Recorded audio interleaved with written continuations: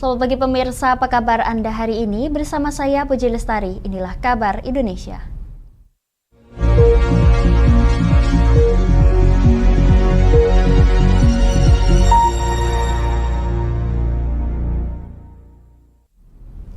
Pemirsa, Kota Padang menerima bantuan sebanyak 691 antropometri kit atau alat ukur pertumbuhan tubuh bayi dan balita dari Kementerian Kesehatan. Alat ukur ini akan dibagikan ke semua posyandu dan diperuntukkan membantu percepatan penurunan angka stunting di Kota Padang karena lebih akurat dan sesuai dengan standar alat kesehatan. Kota Padang mendapatkan bantuan antropometri kit atau alat ukur pertumbuhan tubuh bayi dan balita sebanyak 691 set dari Kementerian Kesehatan pada Rabu 15 November. Alat tersebut dinilai lebih akurat karena sesuai dengan standar alat kesehatan untuk membantu percepatan penurunan angka stunting atau gagal tumbuh pada anak akibat kekurangan gizi kronis. Penyerahan bantuan antropometri kit tersebut dilakukan usai kegiatan rapat koordinasi Tim Percepatan Penurunan Stunting yang digelar Pemkot Padang bersama Dinas Kesehatan, DP3AP2KB, BKKBN, dan Basnas Kota Padang. Kepala Dinas Kesehatan Kota Padang Sri Kurniayati menjelaskan, bantuan alat ukur tersebut akan disalurkan ke semua posyandu melalui puskesmas di masing-masing daerah. Ini satu paket alat di mana dalam paket alat itu ada pengukuran tinggi dan berat badan untuk bayi, kemudian untuk balita dan untuk orang dewasa. Kemudian ada pengukuran lingkar lengan untuk ibu hamil. Dan alatnya sudah sesuai dengan spesifikasi standar alat dari Kementerian Kesehatan. Kepala Dinas Pemberdayaan Perempuan, Perlindungan Anak, Pengendalian Penduduk dan Keluarga Berencana DP3AP2KB Kota Padang, Eri Senjaya menjelaskan, untuk jumlah angka anak stunting di Kota Padang memiliki perbedaan data karena penggunaan standar cara pengukuran yang berbeda. Angka yang disampaikan oleh SSGI maupun SKI itu adalah hasil survei dari beberapa potensi terhadap stunting ini. Nah, data yang kami pampangkan ini adalah data yang bersumber dari EPPGM. Nah, EPPGM ini adalah data yang validasinya sangat tinggi. Kenapa? Karena sumbernya langsung dari lapangan, dari kader-kader posyandu, ukur tinggi badannya, kemudian berat badannya, dan kemudian diinput melalui aplikasi EPPGM. Data DP3P2KB bahwa anak stunting itu cuma 1.221, artinya anak stunting di Kota Padang hanya 2,1%. Ini sangat berbeda jauh dengan data yang dari pusat yang mengatakan bahwa Kota Padang punya 19,5%. Jadi kita tinggal sedikit lagi meningkatkan perhatian kita terhadap anak yang lebih kurang 1.200-an itu. Mudah-mudahan sebelum akhir tahun kita mungkin sudah bisa di angka 1.000 lebih kurang untuk anak stunting Kota Padang. Sementara itu, Wakil Wali Kota Padang Ekos Albar berharap rapat koordinasi tim percepatan penurunan stunting dapat membantu validasi keakuratan data anak penderita stunting. Selain pemberian bantuan alat ukur antropometri kit, upaya Pemkot Padang dalam penurunan angka stunting diantaranya dengan memperhatikan siklus hidup manusia, mulai dari remaja putri, calon pengantin hingga ibu hamil.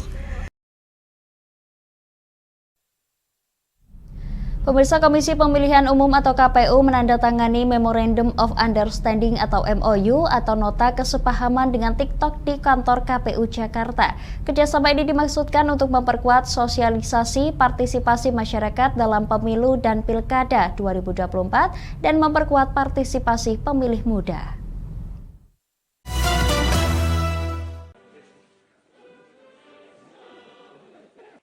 Komisi Pemilihan Umum KPU menandatangani nota kesepahaman dengan aplikasi jejaring sosial TikTok di kantor KPU Jakarta Rabu 15 November.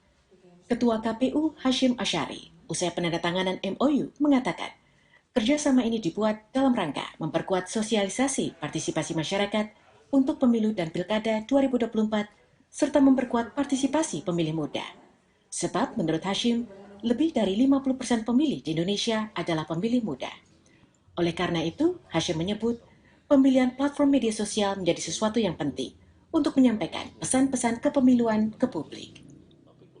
Oleh karena itu, sebagai sebuah strategi komunikasi tentu kami punya pilihan-pilihan media dari berbagai macam kajian atau survei-survei itu, di antara platform yang juga populer digunakan pemilih atau digunakan masyarakat, di antara adalah TikTok. Walaupun soal penggunaan kan bisa positif bisa negatif ya, sehingga dengan kerjasama dengan TikTok ini kan teman-teman di istilahnya pengelola platform ini juga bisa membuat kebijakan.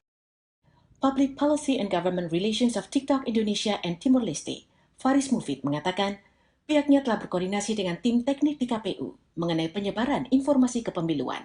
Di TikTok tidak boleh iklan politik, izin Pak Ketua. Jadi kami sedikit berbeda dengan platform lain. TikTok tidak mengizinkan iklan politik dan kebijakan ini berlaku global. Jadi mungkin yang ada lebih banyak ke konten politik, dan catatan dari Pak Ketua tadi telah kami koordinasikan juga dengan tim-tim teknis di KPU bagaimana caranya kami dapat memberikan informasi-informasi edukatif tentang kepemiluan kepada pengguna kami yang banyak di Indonesia.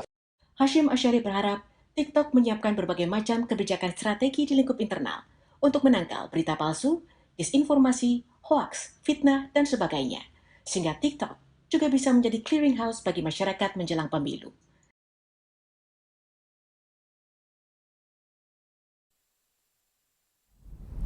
Pemirsa, Menteri Pertahanan Prabowo Subianto menjelaskan pentingnya kolaborasi global untuk mengatasi tantangan keamanan saat pertemuan Menteri Pertahanan ASEAN dan Negara Mitra atau ADMM Plus ke-10 di Jakarta Kamis kemarin.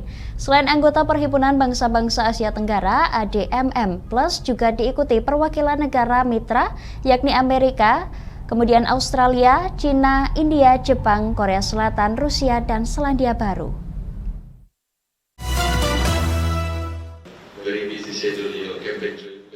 Menteri Pertahanan Prabowo Subianto membuka pertemuan Menteri Pertahanan se-ASEAN dan negara mitra ADMM Plus di Jakarta Convention Center pada Kamis 16 November. Forum ini digelar untuk meningkatkan dialog dan kerjasama antara ASEAN dan mitra dalam menjaga perdamaian dan stabilitas Asia Tenggara.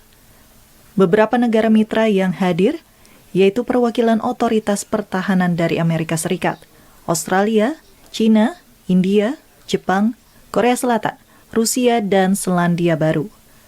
Menurut Prabowo, tantangan keamanan saat ini memiliki kondisi yang semakin kompleks dan terus berkembang. Oleh sebab itu, menurutnya masalah tersebut hanya bisa diselesaikan melalui kolaborasi global. The ADMM Plus should always be a platform to enhance our collaboration and contribution to a secure and resilient environment. Indonesia is of the view that the region's multiple security issues stemming from both traditional and non-traditional threats can only be solved by extensive, open, and inclusive global collaboration. ADMM Plus diharapkan dapat menghasilkan kesepakatan yang konstruktif dan bermanfaat bagi kepentingan Asia Tenggara dan negara mitra dalam prinsip saling percaya dan kemitraan.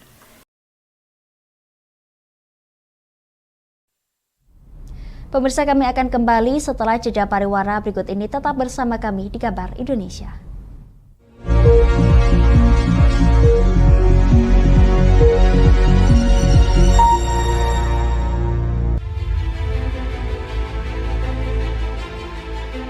Memberikan pinjaman uang kepada saya dengan bunga 8% per bulan.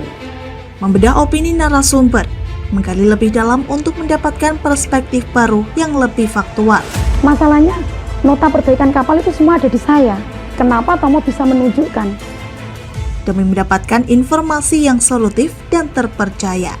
Dalam Bedah Opini, setiap Rabu jam 11 siang hanya di Lingkar TV.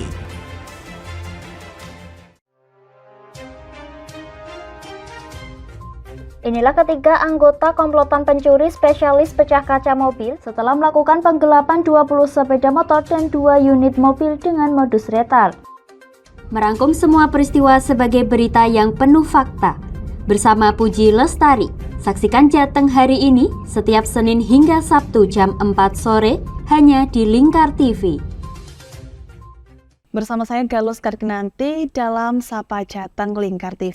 Melintas di daerah Sukolilo dikejar sama petugas bea cukai, ketangkap membahas dan menyuguhkan beragam potensi dari berbagai daerah di Jawa Tengah, ditemani narasumber-narasumber handal di bidangnya. Pencegahan dari awal mulai dari perilakunya, perilaku hidup bersih sehatnya juga harus dijaga seperti itu. Kami siap menyapa Anda dalam Sapa Jateng. Setiap Selasa jam 11 siang, hanya di Lingkar TV. Duh, kulit kusam, banyak komedo. Aku juga sih ngerasain yang sama. Yaudah, perawatan yuk. Ayo deh. Alzena Skincare adalah teman pejuang glowing. Pilihan treatmentnya beragam, dilengkapi dengan produk skincare yang sudah ber-BPOM dan tersertifikasi halal dari MUI. Menggunakan teknologi yang canggih, ditangani dokter spesialis kulit dan kelamin yang ramah serta handal di bidangnya. Gak usah ragu lagi, segera datang ke Alzena Skincare di daerah Anda, karena Alzena Skincare ada di mana-mana. Kini sudah buka hingga 68 cabang loh. Tunggu apa lagi? Kita udah coba loh. Sekarang giliran kamu ya.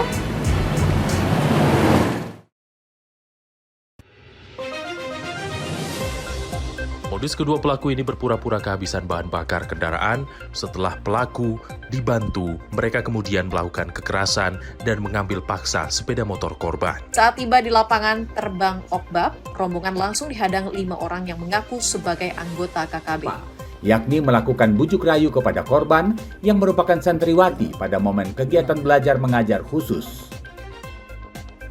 Menyajikan informasi-informasi hangat dan terpercaya bersama Kabar Indonesia setiap Senin hingga Sabtu jam 7 pagi hanya di Lingkar TV.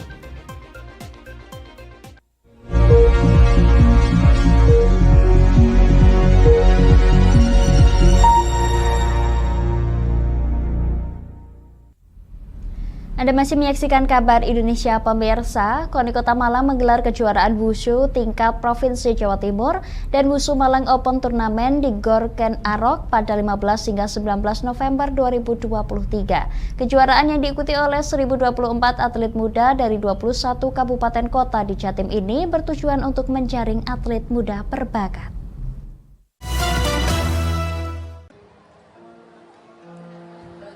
Komite Olahraga Nasional KONI Kota Malang menggelar kejuaraan wushu tingkat Provinsi Jawa Timur dan Malang Wushu Open Tournament 2023 di Gor Ken Arok, kota setempat.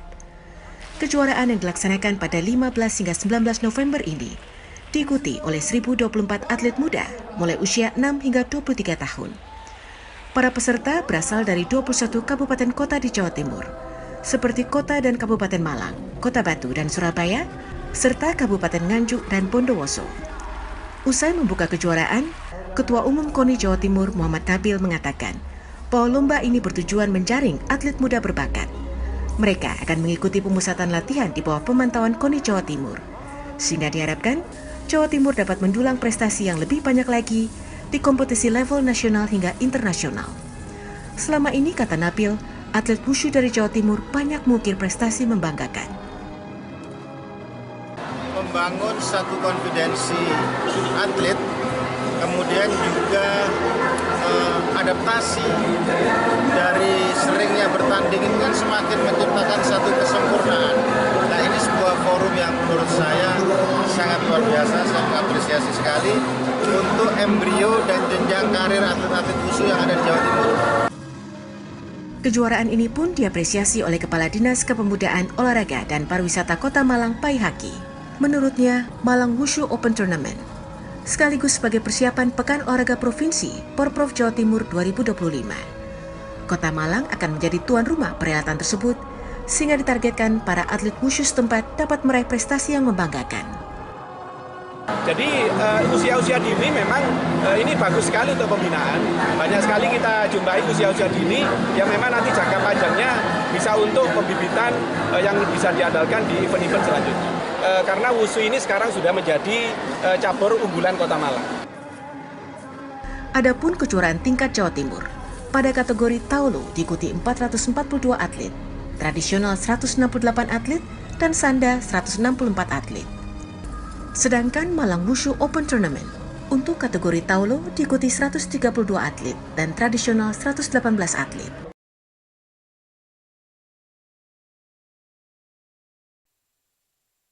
Kita beralih ke Jakarta, pemirsa. Puluhan ribu penonton memadati Stadion Utama Gelora Bung Karno, Senayan, Jakarta pada Rabu kemarin untuk menyaksikan konser Coldplay di Indonesia. Konser ini menjadi kesempatan pertama band asal Inggris itu manggung di tanah air sejak debut pada 1997.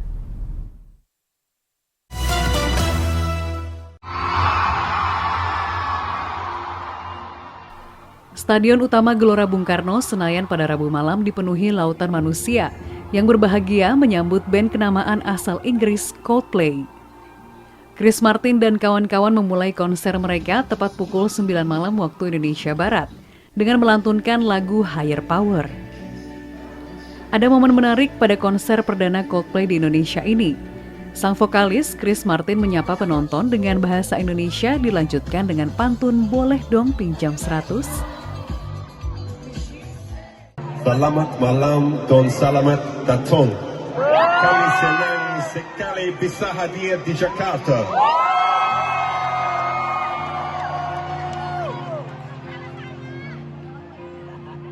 Saya punya pantun.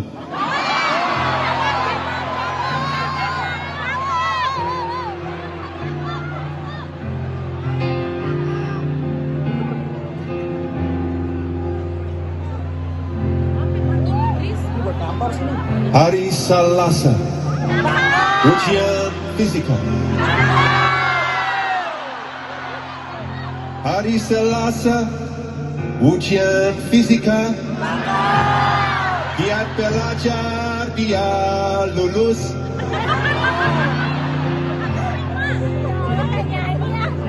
Apa kabar kota Jakarta? Boleh dong pinjam 100.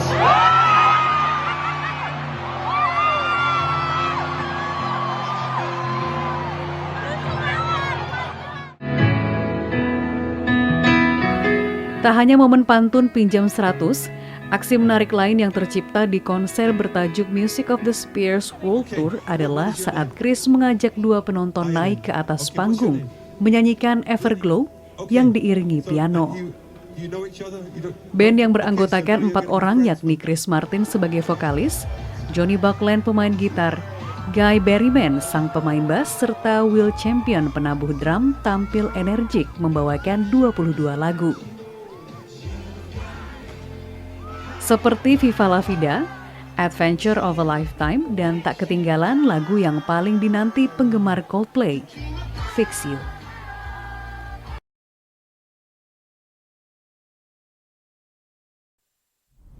Pemirsa, kami akan kembali setelah jeda pariwara berikut ini. Tetap bersama kami di Kabar Indonesia.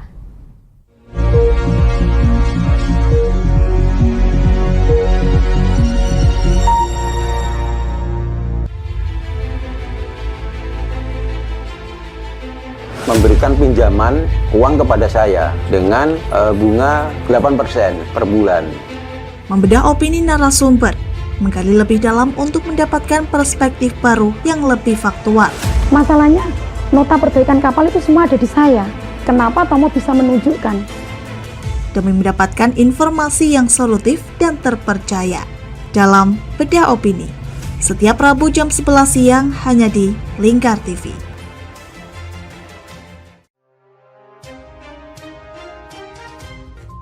Inilah ketiga anggota komplotan pencuri spesialis pecah kaca mobil setelah melakukan penggelapan 20 sepeda motor dan 2 unit mobil dengan modus retard.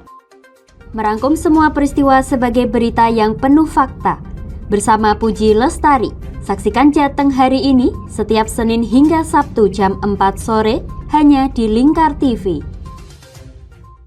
Bersama saya Galus Kargnanti dalam Sapa Jateng Lingkar TV. Melintas di daerah Sukolilo dikejar sama petugas bea cukai, ketangkap. Membahas dan menyuguhkan beragam potensi dari berbagai daerah di Jawa Tengah, ditemani narasumber-narasumber handal di bidangnya. Pencegahan dari awal mulai dari perilaku hidup bersih sehatnya juga harus dijaga seperti itu. Kami siap menyapa Anda dalam Sapa Jateng. Setiap Selasa jam 11 siang, hanya di Lingkar TV. Duh, kulit kusam, banyak komedo. Aku juga sih ngerasain yang sama. Yaudah, perawatan yuk. Ayo deh. Alzena Skincare adalah teman pejuang glowing. Pilihan treatmentnya beragam, dilengkapi dengan produk skincare yang sudah ber-BPOM dan tersertifikasi halal dari MUI. Menggunakan teknologi yang canggih, ditangani dokter spesialis kulit dan kelamin yang ramah serta handal di bidangnya. Gak usah ragu lagi, segera datang ke Alzena Skincare di daerah Anda, karena Alzena Skincare ada di mana-mana. Kini sudah buka hingga 68 cabang loh. Tunggu apa lagi? Kita udah coba loh. Sekarang giliran kamu ya.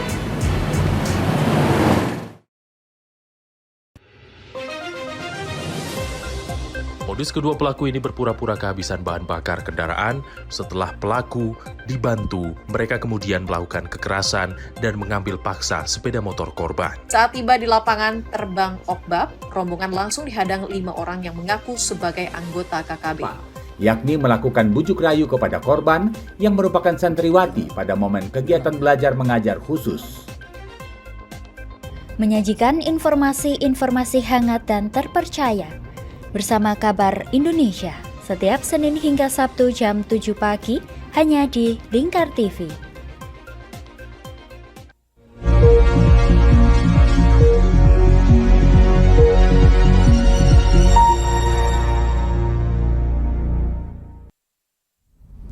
Pemirsa, sebagai wujud komitmen untuk melestarikan peninggalan sejarah dan memperkuat status Ternate sebagai salah satu kota pusaka di Indonesia, Pemkot Ternate Maluku Utara terus berupaya untuk merevitalisasi semua cagar budaya. Salah satu cagar budaya yang menjadi fokus pemerintah adalah benteng peninggalan kolonial, yakni Benteng Oranje.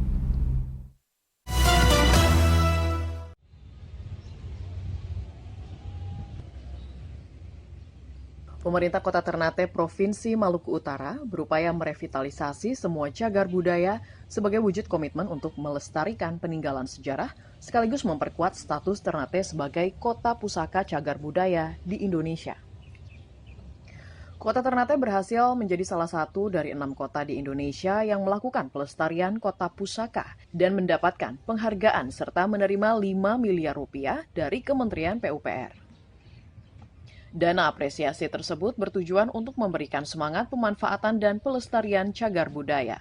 Salah satu cagar budaya di Kota Ternate yang sejak beberapa tahun terakhir direvitalisasi adalah Benteng Fort Orange.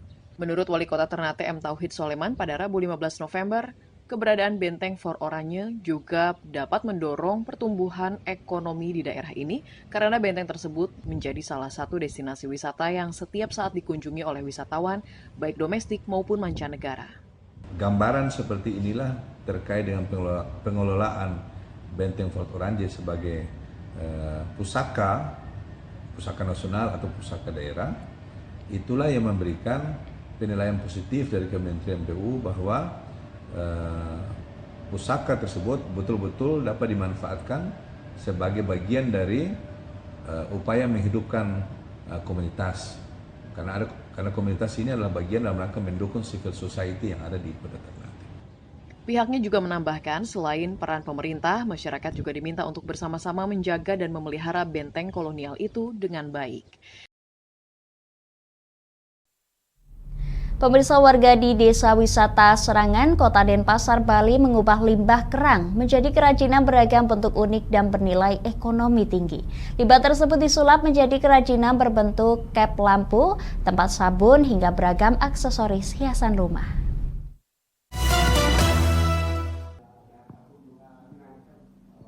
Limbah dari beragam jenis kerang disulap menjadi hiasan lampu, tempat sabun, hingga alat untuk persembahyangan atau keben, dan aksesoris hiasan rumah yang unik dan cantik.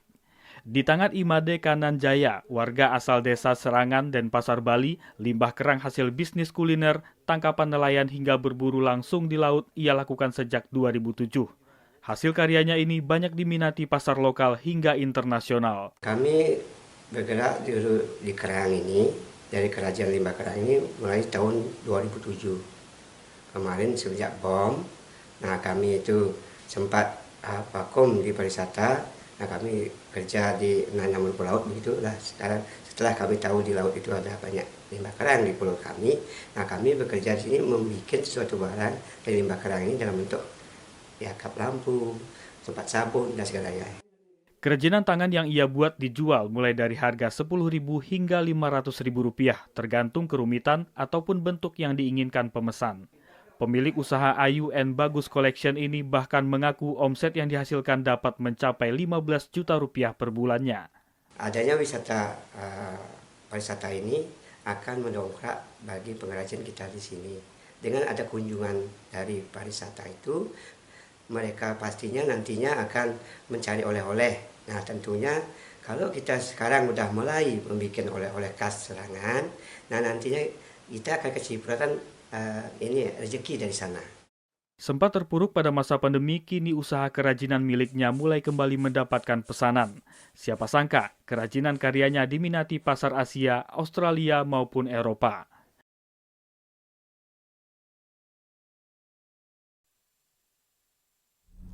Demikian kabar Indonesia pemirsa, nantikan kabar Indonesia selanjutnya hanya di Lingkar TV. Saya Puji Lestari pamit dari hadapan Anda, selamat melanjutkan aktivitas Anda, selamat pagi dan sampai jumpa.